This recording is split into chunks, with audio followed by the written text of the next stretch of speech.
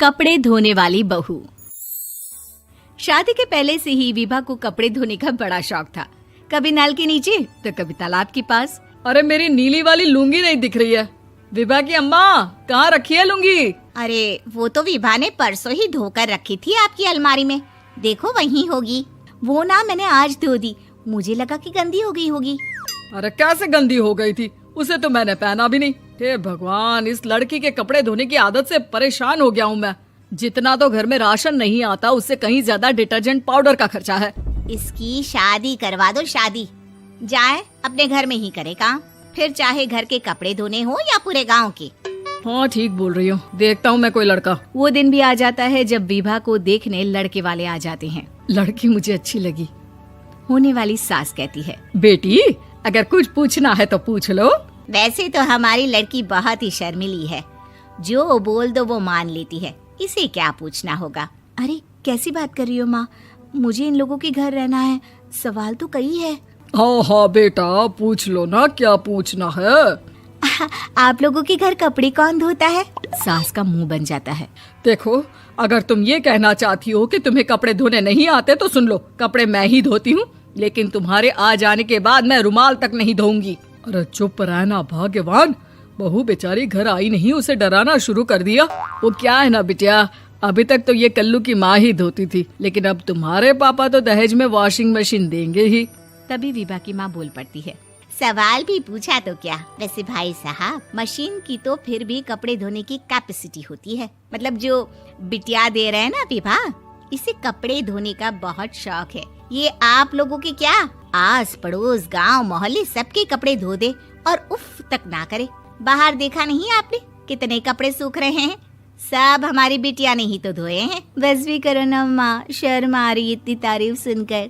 और तो और एक दाग निकाल कर दिखाओ तो मान जाऊं। हाँ अच्छा, माफ करना बेटा, मैंने गलत समझा। हमें तो रिश्ता बहुत पसंद है। और ऐसे जुड़ जाता है रिश्ता कपड़े धोने का शौक रखने वाली विभा का। उसकी शादी हो जाती है कोयला फैक्ट्री में काम करने वाले कल्लू के साथ। शादी के बाद अचानक विभा चिल्लाती हुई सास के पास आती है। सासू माँ, अरे सासू माँ कहाँ है आप? ये तो धोखा है, धोखा दिया आप लोगों ने मुझे। इसे ससुर के चक्कर के बारे में पता चल गया। अरे तो उसमें तुझे क्यों धोखा मिला है? अरे नल में पानी नहीं आता, कपड़े कैसे कब धुलेंगे? अच्छा, तू पानी नहीं आ रहा उसकी बात कर रही है। तो आपने क्या सोचा? कुछ नहीं। अच्छा, तेरी माँ ने कहा था कि कपड़े धोने का शौक है तुझे, याद आया मुझे। शौक बोलकर कपड़े धोने वाले मेरे जुनून को कम ना आके सासू माँ, कपड़ा धोना मेरा गुरूर है। तभी पति भी वहाँ आ जाता है। अभी मैंने इसे सनी देओल की फिल्म दिखाई है, उसी के डायलॉग मार रही है माँ। अच्छा सुन, साफ साफ बता रही हूँ, पानी सुबह 4 से 6 और शाम को 10 से 12 आता है, समझी? विभा टाइमिंग सुनकर हैरान हो जाती है। ये क्या भूतों का मोहल्ला है? सुबह 4 बजे उठकर कौन कपड़े धोता है? 4 बजे टंकी में पानी जाता है, फिर सारा दिन धोना ना, किसने मना किया? अरे कैसी बात कर रही हैं? 200 लीटर की टंकी में कितने कपड़े धो लूंगी मैं? सुबह ही उठ जाऊंगी मैं। अब क्या था, विभा सुबह 4 से लेकर रात के 12 बजे तक कपड़े ही धोती रहती। एक रोज सास पड़ोस से निकलकर कहीं जा रही होती है कि साथ वाली कहती है, हाँ कल्लू की माँ, जरा ये बताओ कि 2 साड़ी है, 2 ब्लाउज और एक पेटीकोट और एक नाड़े वाला लंबा कच्छा। हाँ तो? अरे तो क्या, कितना लोगी धुलाई ये बताओ। धोबन दिख रहे हैं हम क्या? हमारे पति सरकारी नौकरी से अभी रिटायर हुए हैं और बेटा सुपरवाइजर है कोयला फैक्ट्री में। धोबन समझ रखा है हमें?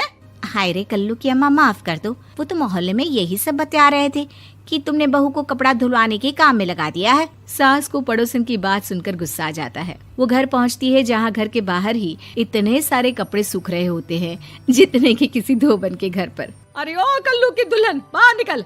माँ जी यहीं आ जाओ, बाथरूम में चादर धो रहे हैं हम। अरे अभी हम धोते हैं, तुमको बाहर निकलो। ये आस पड़ोस वाले बोल रहे हैं कि हम बहू से कपड़े धुलवा कर उसे कपड़ा धोने वाली बना दिए हैं। अरे छोड़ो ना माँ जी, किन लोगों की बातों में आती हो? आस पास के लोगों का तो काम ही होता है कि वो किसी तरह सास बहू को लड़ा दे। बहू सारे घर के कपड़े धोती है, ये क्या कम है? बोलिए।